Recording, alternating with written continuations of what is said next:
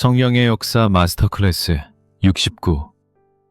침묵 속에서 들려오는 영원한 음성. 토마스 아켄피스와 그리스도를 본받아.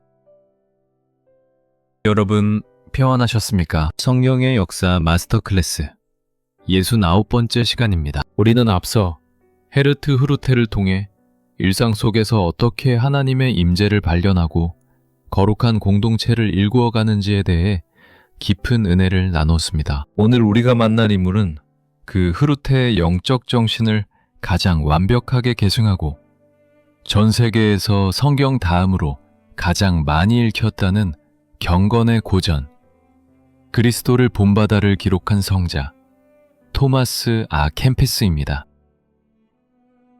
토마스 아 캠피스는 서기 1380년경 독일 뒤셀도르프 근처의 캠펜이라는 아주 작고 조용한 마을에서 태어났습니다. 그의 본명은 토마스 헤메르켄이었지만 사람들은 그가 태어난 마을의 이름을 따서 캠펜에서 온 토마스라는 뜻의 토마스 아 캠피스라고 불렀습니다.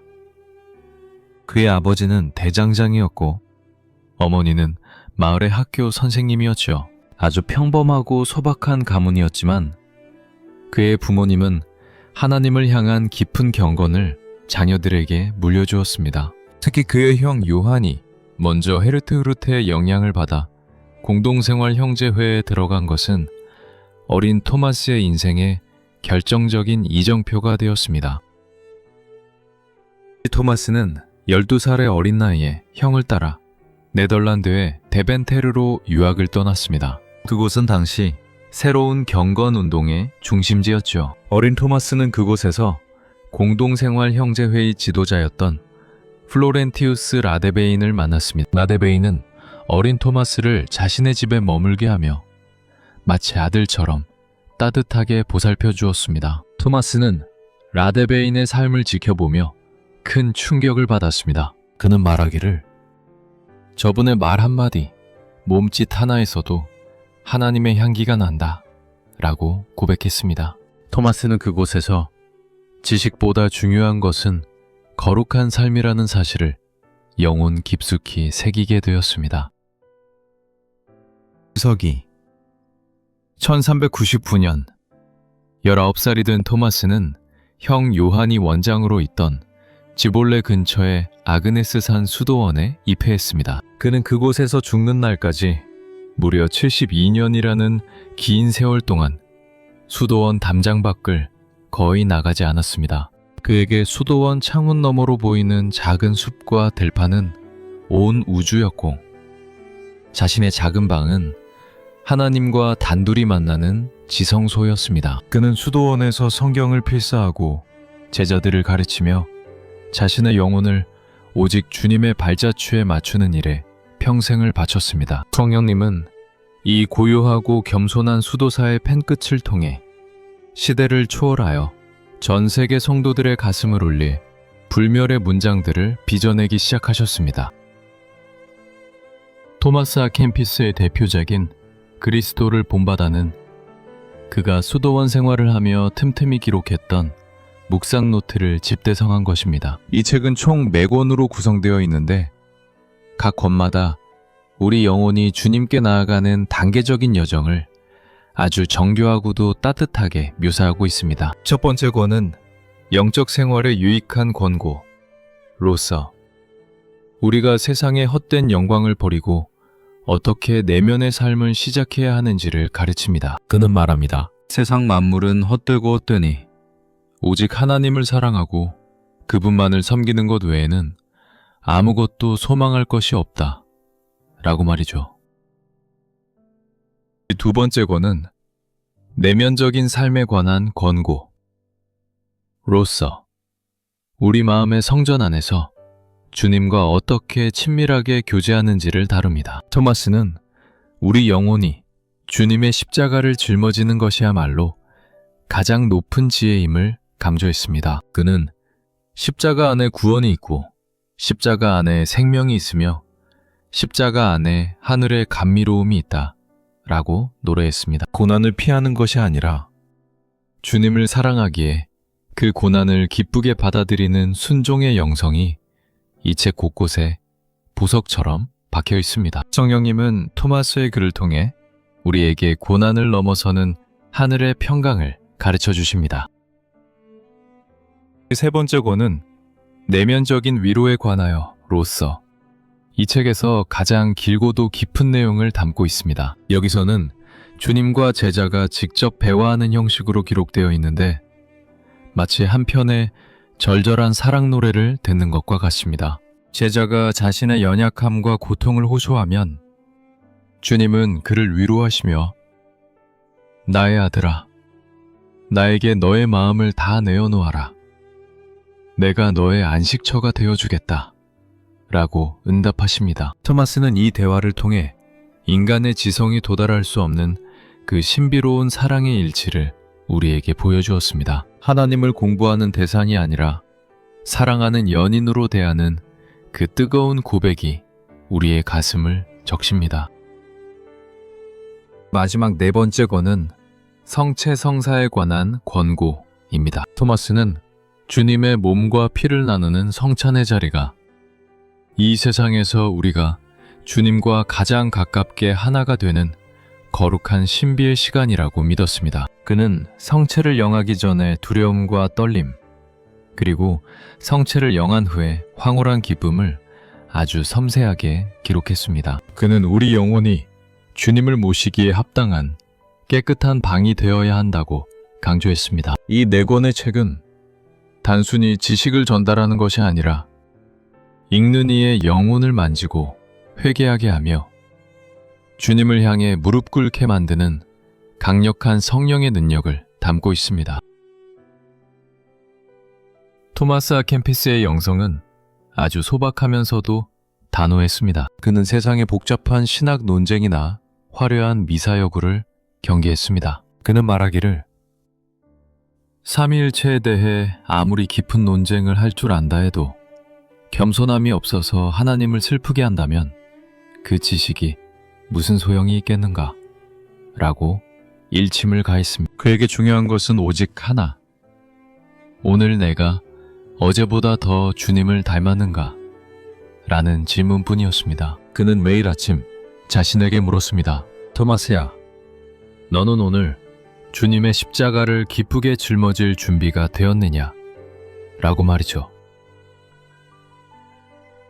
그의 삶에서 가장 유명한 좌우명은 구석진 자리에서 책과 함께 였습니다. 그는 수도원의 가장 조용하고 구석진 자리에서 성경을 읽고 기록할 때 가장 큰 행복을 느꼈습니다. 하지만 그의 이 침묵은 세상을 외면한 도피가 아니었습니다. 그는 그 구석진 자리에서 온 세상을 품고 기도했습니다. 그는 인간의 고독이 하나님의 임재로 가득 채워질 때 그 고독은 더 이상 외로움이 아니라 축복의 공간이 된다는 것을 몸소 증명해냈습니다. 성령님은 토마스의 그 고요한 침묵 소리를 증폭시키셔서 수백 년 뒤에 우리에게까지 들려주고 계십니다. 토마스 아 캠피스는 또한 뛰어난 필사자였습니다. 그는 무려 4번이나 성경 전권을 손으로 직접 필사했습니다. 당시 인쇄술이 발달하기 전이었기에 한 권의 성경을 필사하는 데는 수년의 시간과 엄청난 정성이 필요했습니다. 토마스는 한 글자 한 글자를 적을 때마다 그 말씀이 자신의 영혼에 피가 되고 살이 들기를 기도했습니다. 그가 필사한 성경들은 지금도 소중히 보관되어 있는데 그 정교하고 아름다운 필처에서 그가 말씀을 얼마나 경외했는지를 느낄 수 있습니다. 그의 손은 말씀으로 옮겼고 그의 가슴은 그 말씀을 살아냈습니다.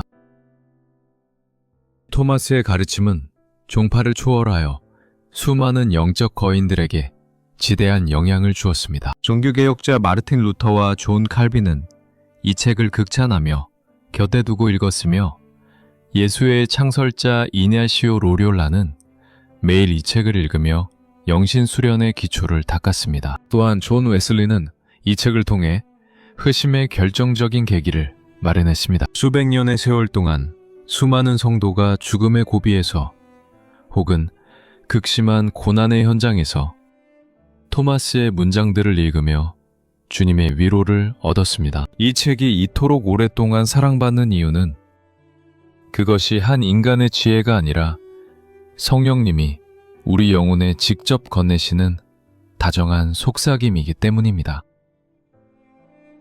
토마스 아 캠피스의 마지막 생애 또한 그가 쓴 글처럼 아주 평온하고 거룩했습니다. 그는 서기 1471년 8월 8일 자신이 평생 머물렀던 아그네스 산 수도원에서 91세라는 아주 긴 생애를 마치고 주님의 품으로 돌아갔습니다. 그는 죽기 직전까지도 펜을 놓지 않으시며 제자들에게 오직 예수 그리스도 안에 거하십시오. 그것이 진정한 안식입니다. 라는 마지막 유언을 남겼습니다. 그는 죽음의 순간에도 두려워하지 않았습니다. 왜냐하면 그는 이미 이 땅에서부터 주님과 함께 걷는 연습을 평생토록 해왔기 때문입니다. 사랑하는 여러분, 오늘 토마스 아 캠피스의 이 깊고 숭고한 경건의 세계를 통해 무엇을 느끼셨습니까? 우리는 지금 너무나 시끄러운 소음과 분주함 속에 살고 있지는 않나요? 혹은 남들에게 보여지는 화려한 신앙생활에만 몰두하며 정작 내면의 은밀한 골방에서 주님과 만나는 기쁨은 잃어버리지 않았습니까? 성령님은 오늘 토마스를 통해서 우리에게 아주 낮고 다정하게 말씀하십니다. 나의 사랑하는 자야, 잠시 소란을 멈추고 나의 음성에 귀를 기울이렴. 나를 본받는 삶은 거창한 것이 아니라 오늘 너의 작은 행동 하나에 나를 담는 것이란다. 라고 말이죠. 여러분이 마주한 일상의 사소한 일들을 결코 가볍게 여기지 마십시오. 토마스가 수도원의 구석진 자리에서 성경을 필사했듯이 여러분이 오늘 가정에서 혹은 일터에서 행하는 아주 작은 봉사와 인내가 바로 주님을 본받는 거룩한 예식입니다. 내가 드러나려 하기보다 주님이 나타나시기를 구하며 내 고집을 내려놓고 주님의 인도하심에 나를 온전히 맡겨보십시오. 그때 여러분의 영혼은 세상이 줄 수 없는 신비로운 평강으로 가득 차게 될 것입니다.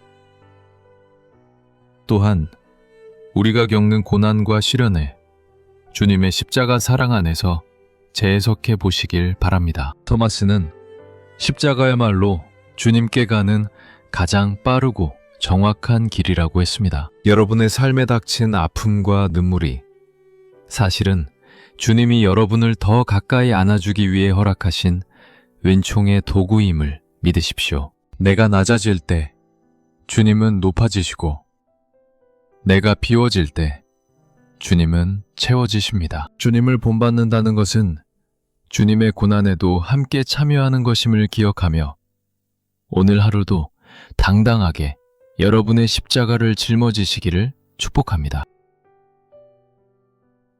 토마스 아 캠피스가 그토록 사모했던 그 주님은 오늘 여러분의 마음문을 두드리고 계십니다. 복잡한 신학 지식이나 거창한 말은 잠시 내려놓고 그저 어린아이처럼 주님, 제가 주님을 더 닮고 싶습니다. 라고 솔직하게 고백해 보십시오. 성령님은 여러분의 그 진실한 고백 위에 지혜를 부어주시고 여러분의 발걸음을 주님이 걸어가신 그 생명의 길로 인도해 주실 것입니다. 토마스 아 캠피스가 누렸던 그 깊은 임재의 기쁨이 오늘 여러분의 일상 속에서도 시원한 생명수로 넘쳐나기를 간절히 소망합니다. 여러분의 삶 자체가 한 권의 그리스도를 본받아가 되기를 기도합니다. 세상 사람들은 성경을 읽지 않아도 주님을 닮아가는 여러분의 인격과 삶을 통해 하나님의 살아계심을 목격하게 될 것입니다. 토마스가 아그네스 산 수도원의 작은 방에서 전 세계를 밝히는 등불을 켰듯이 여러분이 머무는 그곳에서 주님의 따뜻한 빛을 비추는 거룩한 등대가 되시기를 바랍니다. 성령님은 토마스의 영혼을 붙드셨던 그 동일한 손길로 오늘 여러분의 생각과 마음을 가장 아름답게 빚어주실 것입니다. 성령님의 역사는 이제 수도원의 깊은 명상을 넘어 다시금 타락한 교회를 깨우고 말씀의 권위를 바로 세우려 했던 용기 있는 선구자들에게로 흐릅니다. 토마스가 내면의 거룩함을 강조했다면 다음에 만날 분은 그 거룩한 말씀을 만백성에게 돌려주기 위해 권력에 맞서 싸웠던 분입니다. 다음 70강에서는 종교개혁의 새벽별이라고 불리는 존 위클리프의 생애와 그가 목숨을 걸고 번역한 영어 성경의 역사에 대해 깊이 나누어 보겠습니다. 어둠을 뚫고 솟아오르는 진리의 첫 빗줄기를 기대해 주십시오. 오늘 69번째 강의가 여러분의 마음속에 주님을 향한 첫사랑을 회복시키고 내면의 깊은 평화를 선물하는 소중한 시간이 되었기를 바랍니다. 여러분의 소중한 구독과 좋아요는 이 거룩한 신앙의 유산을 온 세상에 전파하는 이 여정에 정말 큰 힘과 위로가 됩니다. 다음 시간에 더 깊고 은혜로운 이야기로 다시 찾아오겠습니다. 한 주간도 주님을 본받아 날마다 행복하십시오. 대단히 감사합니다. 평안하십시오.